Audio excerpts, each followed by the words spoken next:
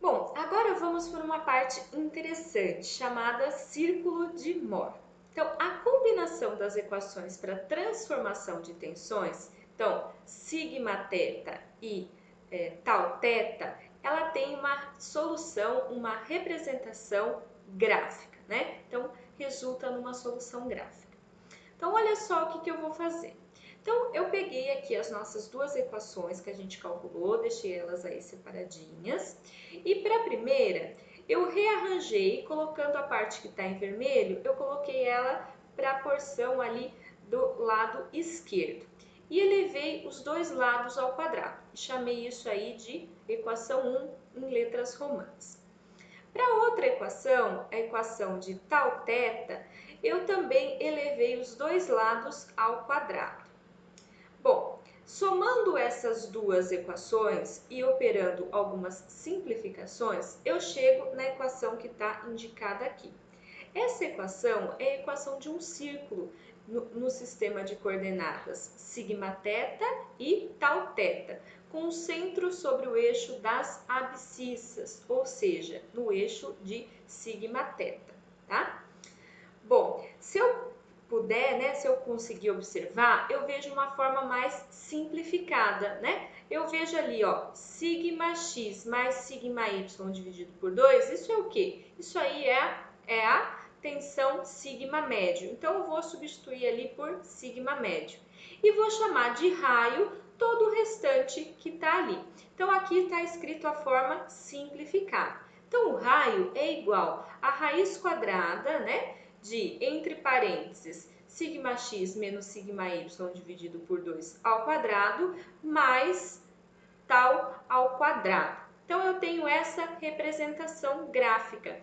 É um círculo com centro exatamente ali em sigma médio e zero.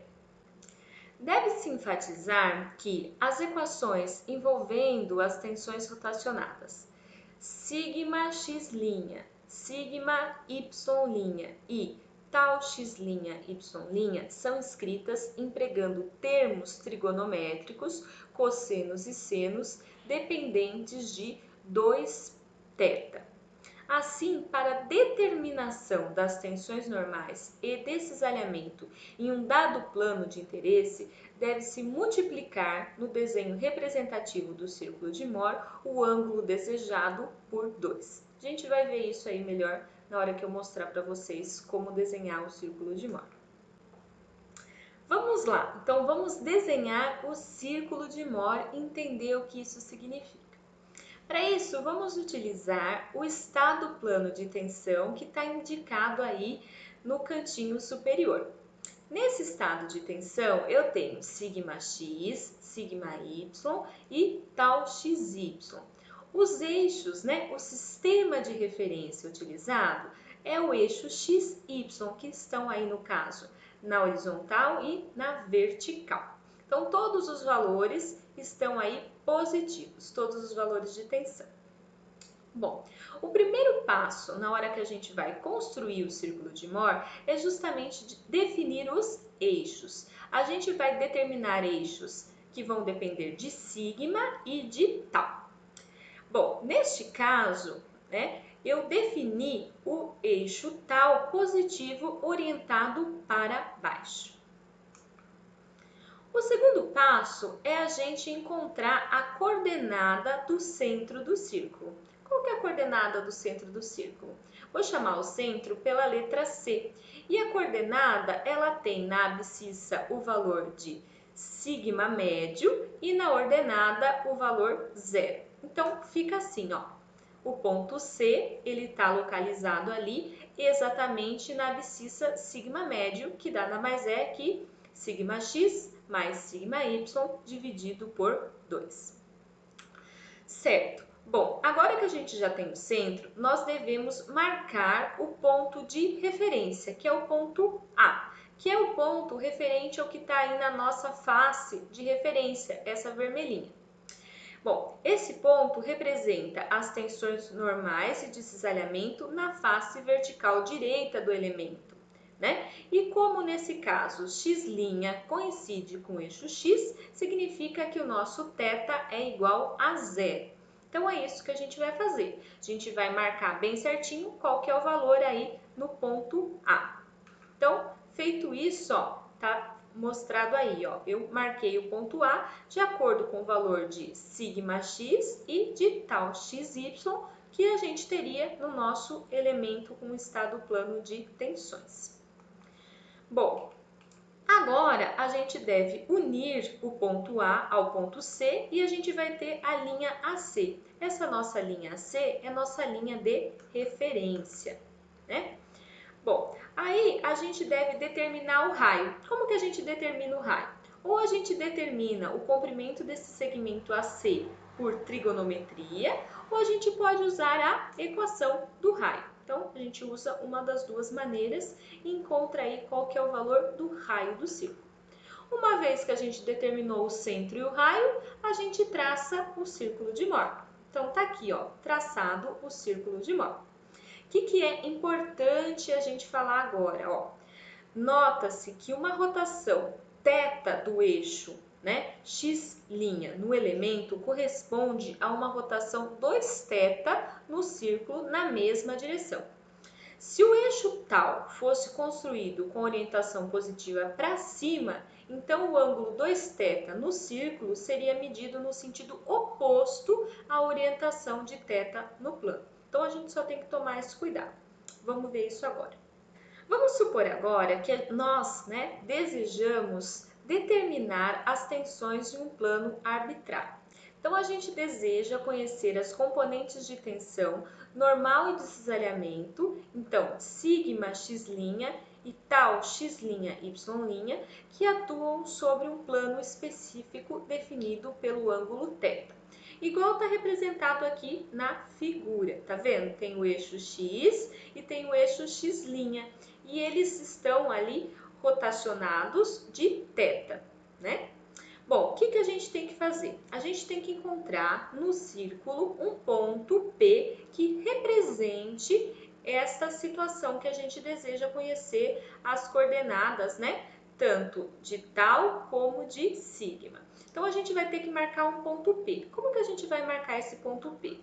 Bom, a gente vai usar, né, como eles estão rotacionados, o eixo x e o eixo x', um ângulo θ, no desenho a gente vai rotacionar a partir da nossa reta de referência, a reta AC, um ângulo de 2θ. E fazendo isso, a gente consegue marcar ali o ponto P. Para localizar esse ponto P, né, nós consideramos tal construído com a direção positiva para baixo. Portanto, o ângulo para o plano θ deve ser medido na mesma direção de 2θ na linha de referência. Por isso que eu fiz ali no mesmo sentido, tá bom? Então, com isso a gente marcou o ponto P. Bom, aqui estão indicadas as componentes, né, de tensão do ponto P. Então, eu teria sigma x' e tal x'y'. E aí, por trigonometria, eu poderia encontrar a posição aí para esse ponto P qualquer.